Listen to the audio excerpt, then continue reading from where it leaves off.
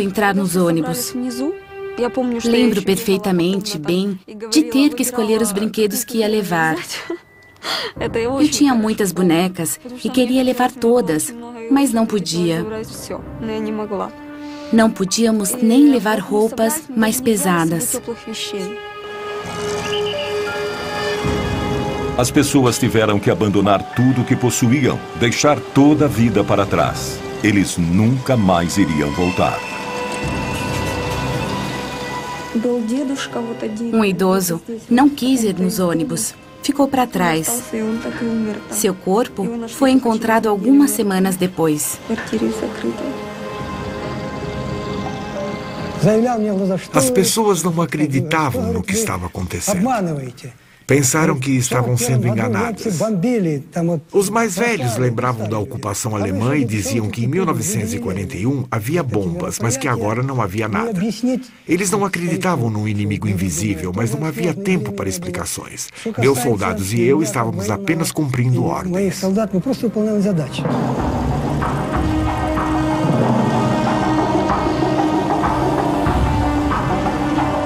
Em 3 horas e meia, 43 mil pessoas foram retiradas contra sua vontade, mas sem tumulto.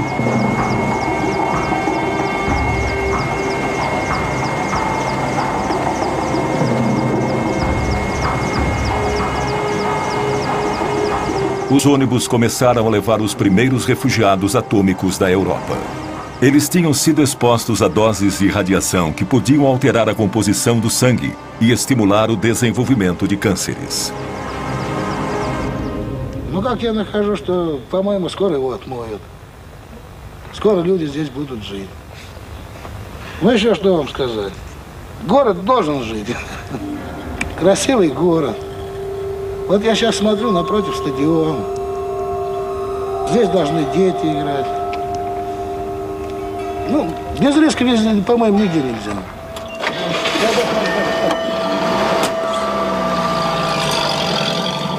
48 horas depois do desastre, as únicas pessoas que ainda estavam na cidade eram os militares e membros da delegação científica, reunidos no hotel Pripyat. Como se ignorassem o perigo, eles comiam, dormiam e trabalhavam ali tranquilamente. Eles eram cientistas, especialistas. Não acredito que eles agiram de maneira irresponsável ou suicida. Mas eles subestimaram a gravidade da situação. Os critérios antigos não serviam mais. Já tinha havido outros acidentes nucleares no nosso país e nos Estados Unidos, mas as informações foram mantidas em segredo. Nunca havia acontecido um acidente de tamanha proporção. Eles até achavam que o reator estaria operacional em maio ou junho. Enquanto isso, o vento começou a levar nuvens carregadas de partículas radioativas para o norte. Entre 26 e 27 de abril, elas circularam por mais de 1000 quilômetros sobre a Rússia, a Bielorrússia e o Báltico. No dia 28, as nuvens chegaram à Suécia, onde o aumento da radioatividade foi detectado perto de uma das usinas nucleares da região. Logo depois, os noticiários da TV alertavam a população. A poeira radioativa de Chernobyl estava caindo sobre Estocolmo. Um esquadrão de caças foi enviado para fazer medições nas nuvens. O nível de radioatividade indicava um grave acidente. 60 horas após o desastre, nenhum comunicado oficial tinha sido enviado para fora da União Soviética. O ministro das Minas e Energia sueco me telefonou na segunda. Eu estava no escritório em Viena e ele me disse que tinham registrado níveis altíssimos de radioatividade nas proximidades da usina nuclear de Forsmark, no leste da Suécia. Eles concluíram que a nuvem tinha vindo de fora.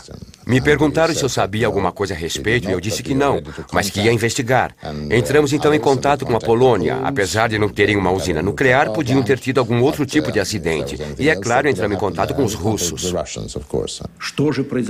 O que havia acontecido? Uma explosão? Nuvens radioativas? Contaminação grave? Foi a Suécia que enviou o alerta para nós.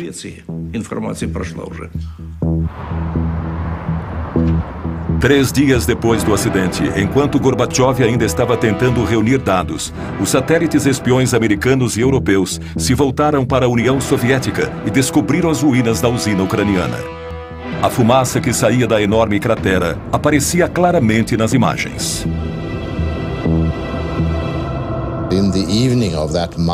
Naquela segunda-feira à noite, no dia 28, recebemos uma mensagem de Peter Petrovsky, chefe da Comissão de Energia Nuclear russa. Ele nos informou sobre o acidente ao mesmo tempo em que os russos avisavam o resto do mundo.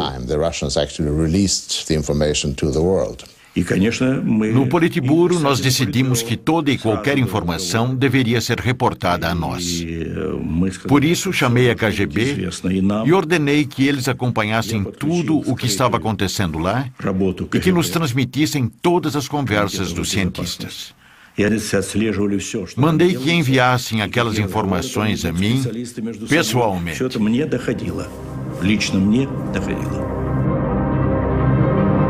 Foram necessárias 48 horas para que se tivesse informações precisas sobre o desastre. Foram 2 dias inteiros, durante os quais os 43 mil habitantes de Pripyat ficaram expostos à contaminação. E o problema continuava. Na parte inferior do reator, 1.200 toneladas de magma incandescente continuavam a queimar a mais de 3.000 graus, liberando gases e poeira radioativa na atmosfera. A Europa inteira estava à mercê dos ventos.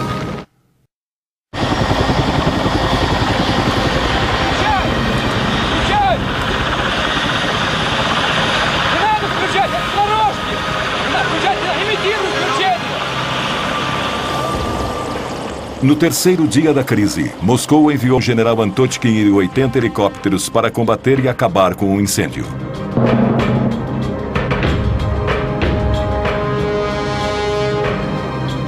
Quando chegou, o general sobrevoou o reator em ruínas a 200 metros de altitude. Por causa do incêndio, a temperatura estava entre 120 e 180 graus, mesmo àquela altitude. O nosso dosímetro, que é um instrumento que mede a radiação, ia só até 500 rotings. A agulha enlouqueceu, quase pulou do painel. Acho que havia pelo menos 1000 rotings a 200 metros. Mesmo àquela altitude, meia hora de exposição poderia ser fatal. A forte corrente de ar quente radioativo que subia do reator não permitia nenhum tipo de aproximação. Eles teriam que improvisar uma forma de cumprir sua missão.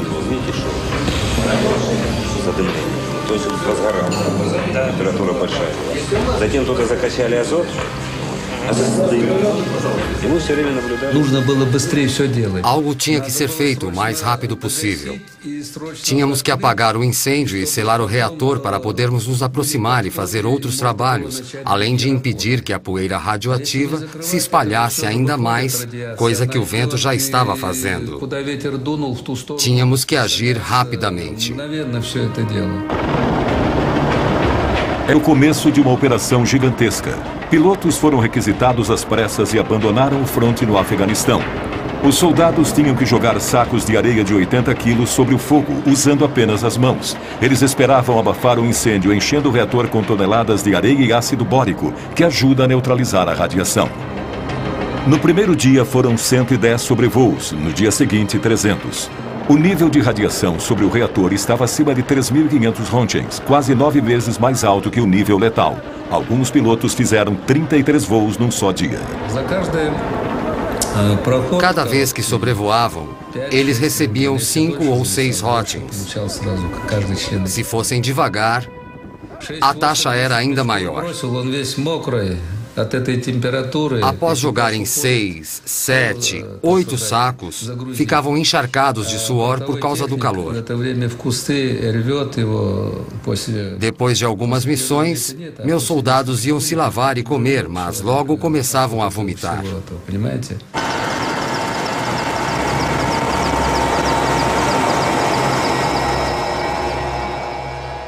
As vítimas foram enviadas para o hospital número 6, em Moscou.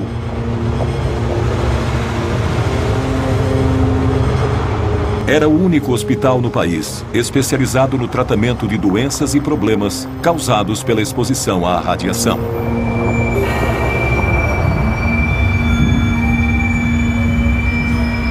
Os sintomas iniciais da exposição à radiação, enjoos, vômitos, náusea e diarreia, são seguidos por um período de latência.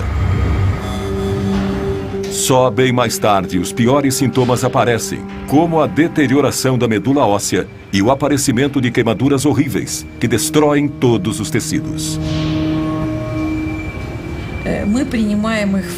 Para nós, do hospital, era muito difícil ver os pacientes psicologicamente falando. Eles vinham direto do aeroporto e quase todos eram muito jovens. Eles chegavam durante o período de latência e, por isso, geralmente chegavam se sentindo bem. Nós os vestíamos todos iguais, com o mesmo tipo de pijama. Eles chegavam brincando, mas nós já sabíamos que muitos deles iam morrer. 27 morreram bem depressa.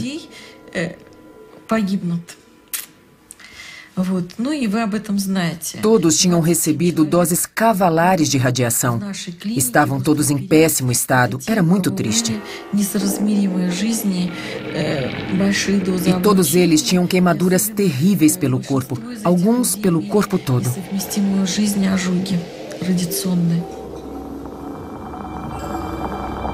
Durante 15 anos, as autoridades reconheceram apenas esses primeiros casos como vítimas de Chernobyl.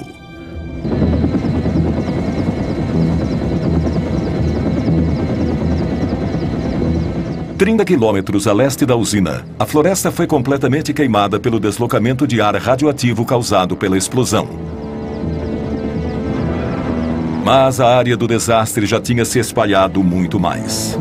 Desde a explosão, as partículas radioativas levadas pelas nuvens começaram a cair como a chuva. Muitas regiões em várias partes da Ucrânia, Bielorrússia e Rússia foram contaminadas. No dia 1º de maio, o vento mudou e também contaminou algumas áreas em Kiev, como mostra um mapa desenhado a partir das leituras feitas pelos homens do coronel Grebeniuk. As áreas mais contaminadas aparecem em vermelho, cercadas pelas áreas onde o nível de radiação era normal. Mas a população ainda não havia sido avisada.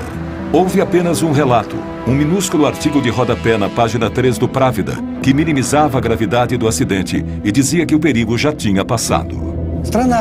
A situação era crítica, mas eles agiam como se nada estivesse acontecendo. Seguiram com as comemorações do 1º de maio. Era como se o país se recusasse a reconhecer a situação. Foi a segunda fase do grande desastre de Chernobyl. 6 dias depois do acidente, apesar dos níveis de radiação milhares de vezes mais altos que o normal, as autoridades incentivavam as pessoas a participar do 1º de maio, mesmo onde se sabia que a contaminação era grave. Em 1986, assisti às comemorações do 1º de maio. Eu estava lá, testemunhei.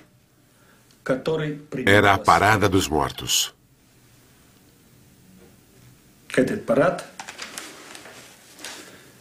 E as mortes seriam terríveis.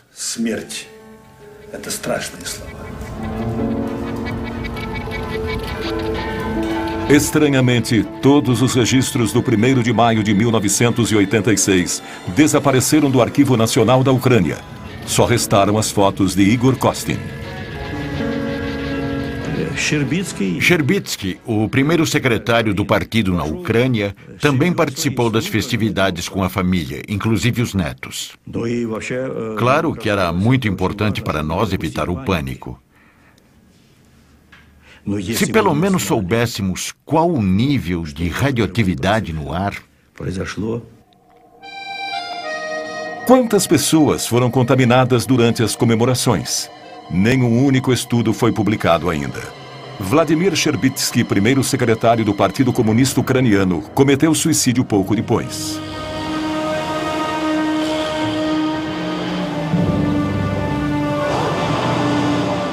Uma semana após a explosão, o êxodo continuava. Os moradores de Chernobyl, a 7 quilômetros da usina, foram retirados, assim como todos os habitantes das cidades num raio de 30 quilômetros ao redor da usina. 130 mil pessoas tiveram que se mudar e muitas já estavam contaminadas.